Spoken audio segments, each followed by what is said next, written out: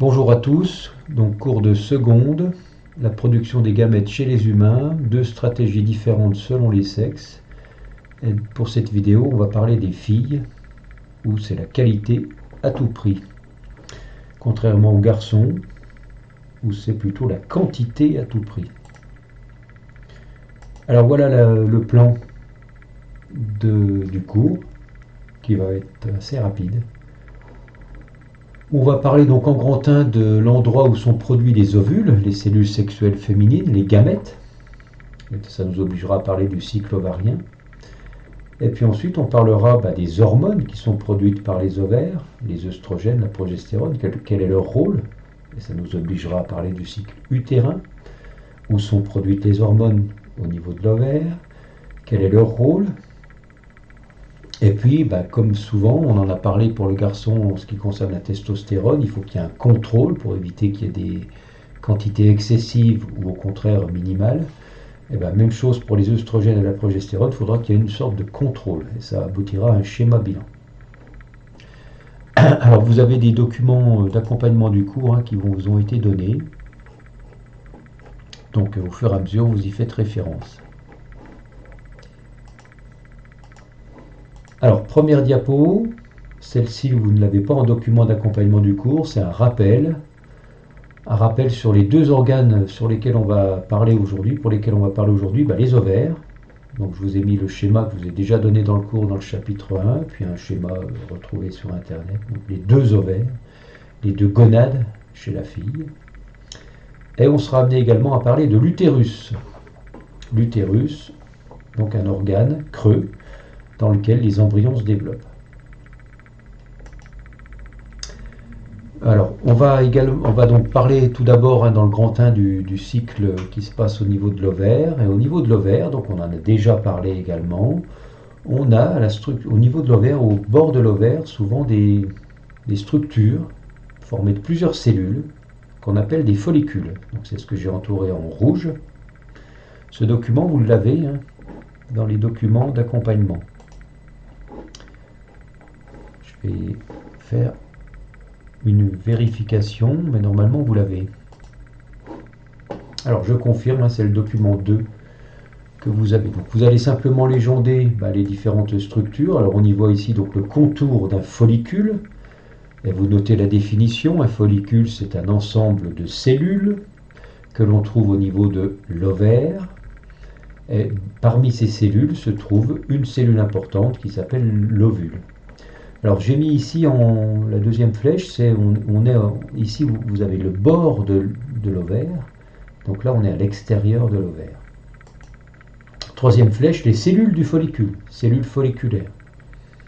Et enfin dernière flèche, la fameuse cellule qui est énorme par rapport aux autres, qui s'appelle l'ovule, le gamète féminin, la cellule sexuelle féminine. Voilà les légendes que vous devez mettre pour le document 2. Donc ça c'était l'introduction. Alors d'ailleurs en introduction, je peux continuer en rappelant une chose, c'est que chez les filles, donc contrairement aux garçons, la production de gamètes ne va pas être constante. Il va y avoir un cycle. Première différence avec le garçon, où la production de spermatozoïdes elle est constante. Donc vous notez, chez les filles, présence d'un cycle d'une durée de 28 jours, avec production d'un seul ovule par cycle. Deuxième chose, c'est que chez les filles, donc la production des ovules démarre à la puberté, ça c'est équivalent aux garçons, mais ça s'arrête à la ménopause, c'est-à-dire vers 55-60 ans. Alors que chez le garçon, la production de spermatozoïdes se déroule toute la vie, à partir de la puberté jusqu'à la mort. Donc ça, faut le noter, c'est les deux choses importantes à indiquer. Donc ça, c'était l'introduction. Premier paragraphe, donc où sont produits les ovules? Et ça nous oblige à parler du cycle ovarien. Où sont produits les ovules? On vient d'en parler en introduction. Finalement, les ovules sont produits au niveau des ovaires, au niveau des organes qui s'appellent les ovaires. Alors quand on regarde au niveau des ovaires, on voit qu'il y a des cellules, des paquets de cellules en forme de sphère qui s'appellent des follicules. Mais ces follicules, ils changent de forme sur une période de 28 jours. Donc vous avez des follicules qui sont tout petits, avec un ovule au centre. Quand ils sont mûrs, c'est-à-dire prêts à l'ovulation, autour du 12-13e jour, on voit des follicules qui vont avoir une cavité, croissance du follicule. Au 14e jour, on a ovulation, c'est-à-dire que l'ovule est expulsé dans les trompes, alors que le reste du follicule reste sur place, et ce reste de follicule va devenir un corps jaune. Voilà ici un corps jaune qui est au niveau de l'ovaire. On voit même qu'il forme une bosse au niveau de l'ovaire, puisqu'il y a eu ovulation il n'y a pas très longtemps. Et donc on a un paquet de cellules qui s'appelle le corps jaune. Et le corps jaune régresse. Donc ce que vous devez noter dans ce paragraphe, où sont produits les ovules, les ovules sont produits au niveau des ovaires. Ils sont produits de manière cyclique. Le cycle dure 28 jours. Il débute donc au jour 1 avec un follicule qui va grossir, grandir. Au 14e jour, le follicule va avoir une cavité. C'est comme ça qu'on le reconnaît, donc il est mûr, on dit qu'il est mûr, et ce follicule va expulser l'ovule dans les trompes utérines. Cette expulsion, ça s'appelle l'ovulation. Et enfin, du 14e au 28e jour, le reste du follicule se transforme en un corps jaune. Il est réellement jaune quand on fait une photo. Et ce corps jaune va régresser. Et au 28e jour, rebelote, on recommence à zéro, enfin on recommence au jour 1, un autre follicule rentre en développement, etc., etc. Donc voilà le cycle ovarien qui se déroule. Tant qu'on n'a pas grossesse, il a lieu. Donc ça veut dire que tous les 14e jours du cycle, on a une ovulation. Alors attention, c'est un cycle théorique de 28 jours, chaque femme est différente. À l'adolescence, les cycles se mettent en place, donc ils sont vraiment irréguliers, donc ils peuvent être de 20 jours, 28 jours, 32 jours. Mais en moyenne, et puis il faut bien se fixer une norme, le cycle dure 28 jours. Alors, il se trouve que les ovaires produisent des œstrogènes et de la progestérone. Et donc on va être obligé d'en parler, qui c'est qui produit, à quel moment c'est produit, à quoi servent ces hormones, enfin bon. Et donc ça nous obligera à parler du cycle utérin, donc l'utérus, cet organe qui est là. On vient de parler des ovaires, le cycle ovarien. Alors si on regarde un petit peu ce qui se passe, donc vous retrouvez ici le cycle ovarien, pour vous donner la base de temps, eh bien il se trouve que l'ovaire, plus précisément le follicule, va produire des hormones. Deux hormones, les hormones féminines. Les œstrogènes, donc vous avez ici en abscisse le temps et en ordonnée la quantité d'hormones. Puis deuxième hormone, la progestérone, on en a déjà parlé. Par contre, ce qu'on voit ici, c'est que les teneurs ne sont pas constantes. Il va y avoir une forte progression, une forte augmentation de la production d'œstrogènes. Et on voit que cette forte augmentation d'œstrogènes, elle correspond au moment où le follicule est mûr. Donc tout ça pour dire, et c'est ça que vous devez noter, que le follicule de l'ovaire produit des œstrogènes. Et lorsqu'il est mûr, c'est-à-dire vers le 13e jour, il va produire une décharge d'œstrogènes. Une forte concentration, une forte production d'œstrogènes. Ça, c'est ce que vous deviez noter.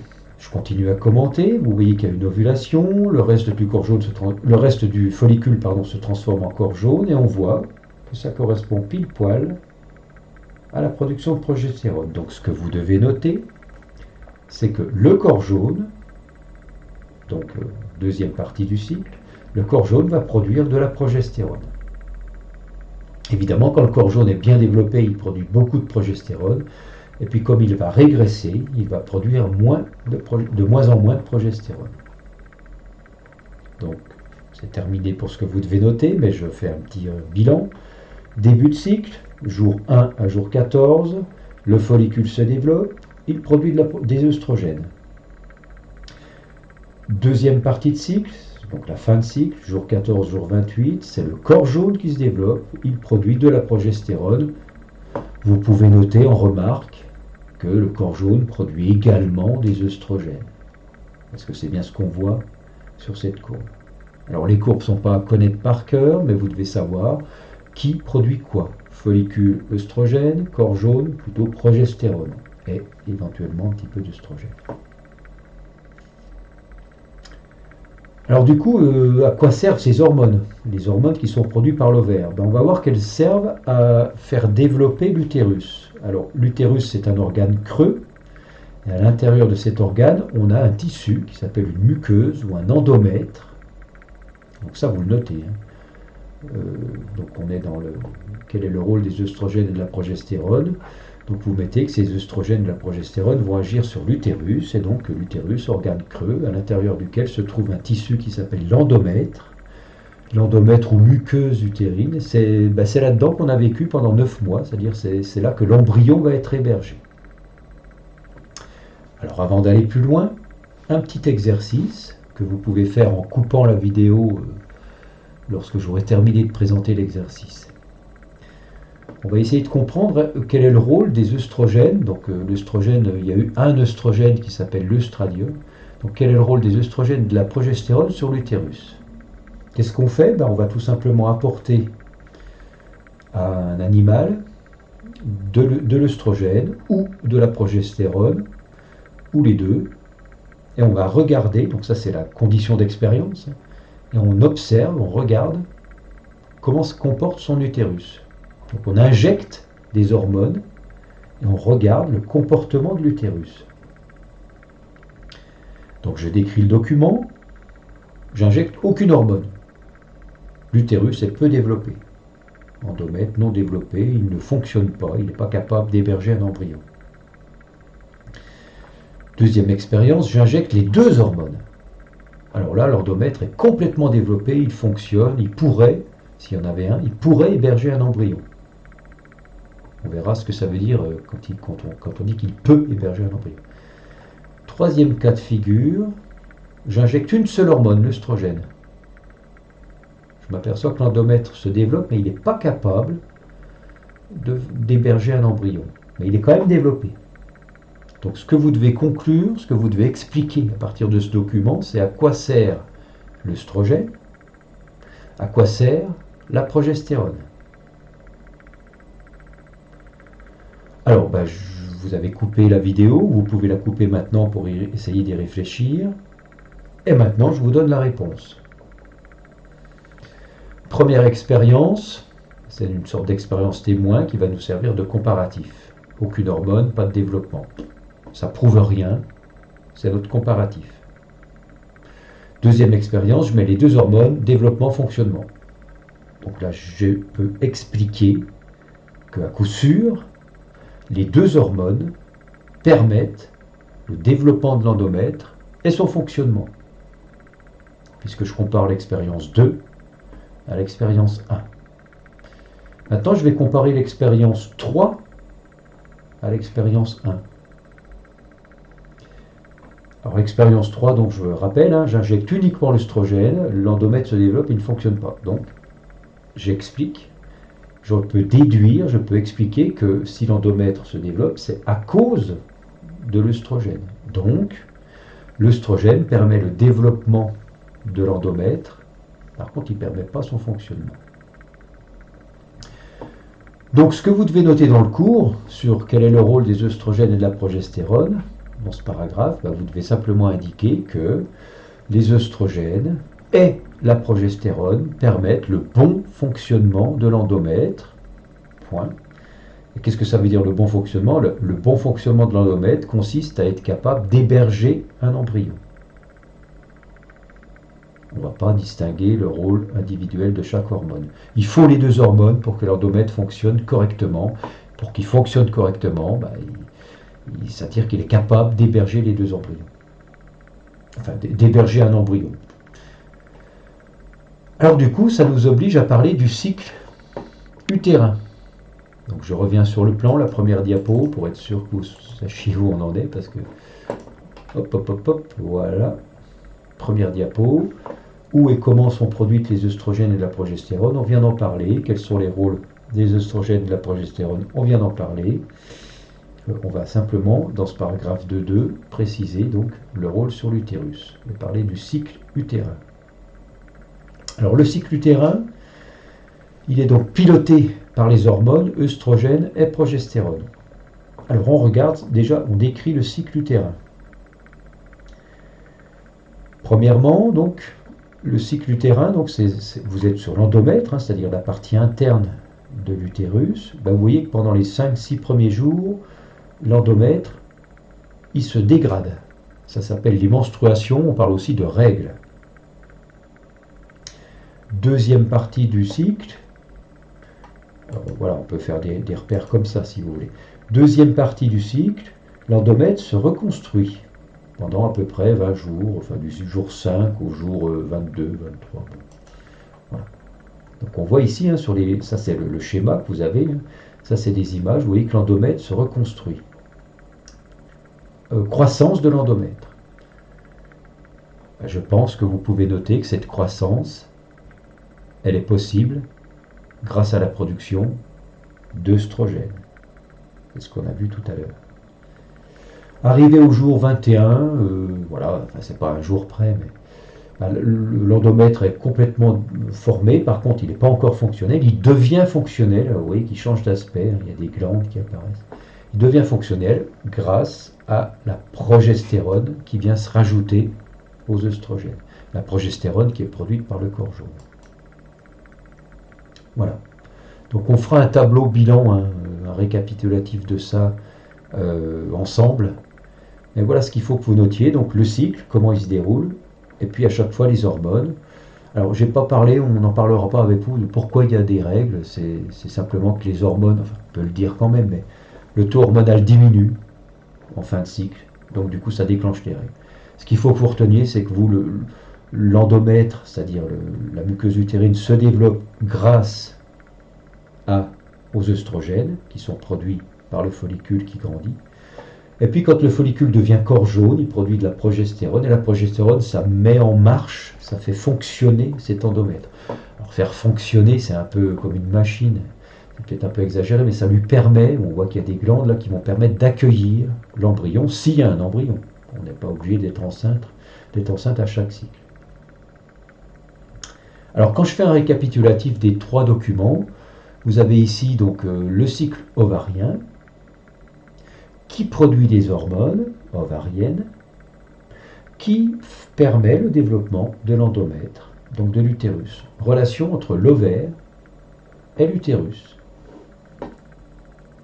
Là aussi, on fera un schéma bilan, ou on complétera le schéma bilan qu'on verra tout à l'heure. Alors, une chose à expliquer, c'est mais alors pourquoi le cycle ovarien? Qu'est-ce qui fait grandir le follicule? Qu'est-ce qui fait développer le corps jaune? Qui pilote l'ovaire? L'ovaire pilote l'utérus, ok, ça on a compris grâce à 2 hormones, mais qui pilote l'ovaire? Ben là, je fais intervenir 2 organes dont on a parlé pour le garçon, une partie du système nerveux qui s'appelle l'hypothalamus, qui va produire la GnRH, et une glande qui est sous l'hypothalamus, sous le cerveau, qui s'appelle l'hypophyse, qui produit 2 hormones, FSH et LH. On connaît, c'est les mêmes noms d'hormones pour les garçons et pour les filles. Alors quels sont les rôles de ces hormones? Alors je ne vais pas vous redonner 1 milliard d'exercices, hein. On sait déjà que la GnRH stimule l'hypophyse, donc ça c'est plié, on n'y reviendra pas. C'est ça pour les garçons, c'est pareil pour les filles. Maintenant, on va discuter un petit peu des hormones de l'hypophyse. Alors voilà un exemple pour essayer de comprendre le rôle de la FSH. Donc là aussi, vous pouvez à un moment donné arrêter le film pour essayer de réfléchir un petit coup. Alors qu'est-ce qu'on fait? On mesure au cours du temps la taille des follicules de l'ovaire en millimètres. Dans 2 cas, chez un animal où on a empêché la formation de FSH. On bloque la production de FSH. C'est ce que j'ai mis ici. Lésion d'hypophyse, il n'y a pas de FSH. Et puis chez un animal à qui on a enlevé l'hypophyse, on lui injecte de la FSH. Donc ça, c'est les conditions d'expérience. Finalement, je viens de donner le titre du graphique. Qu'est-ce que je fais? Qu'est-ce que je mesure? Maintenant, les résultats, ils sont faciles à voir. Chez un animal qui n'a pas de FSH, les follicules ne grandissent pas. Chez un animal qui a de la FSH, les follicules grandissent. je viens de terminer la description du document. Explication. Quel est le rôle de la FSH?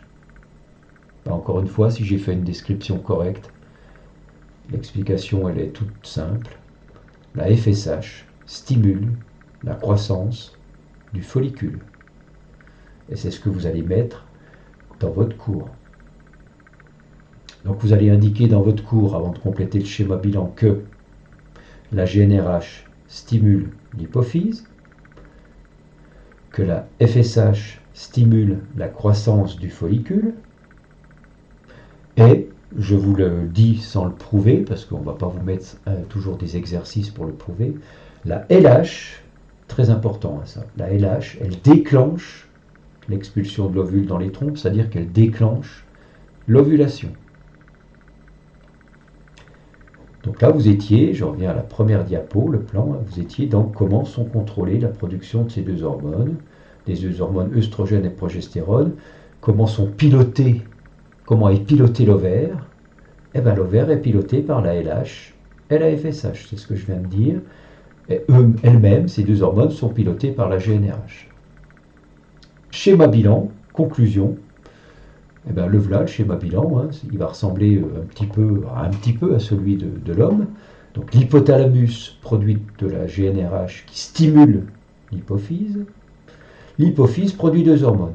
Première hormone, la FSH. Alors là, ça vaut le coup de vous donner la traduction. Folliculo-stimulating hormone. C'est un acronyme anglais. Ça stimule la croissance des follicules. Folliculo-stimulating hormone. Donc ça stimule la croissance des follicules. Les follicules vont donc grandir, grossir, jusqu'au 14e jour, où une autre hormone va leur donner l'ordre d'ovuler, donc d'expulser l'ovule dans les trompes. C'est la LH. Alors ce que j'aurais pu rajouter, vous allez le rajouter, c'est que la LH déclenche l'expulsion de l'ovule dans les trompes et évidemment elle permet la formation du corps jaune. Donc le corps jaune qui va se former, je reviens au cycle ovarien, voilà, le corps jaune qui se forme, c'est grâce à la LH également. Voilà. Donc ici, si vous voulez, pendant le début du cycle, c'est le monde de la FSH, et ici, c'est plutôt le domaine de la LH. Voilà ce que vous avez à noter. Alors, on vérifiera tout ça, hein, je vous ferai un petit QCM que je vous donnerai au début du cours, pour vérifier que vous ayez bien compris ou pris en note ce cours. Merci à vous.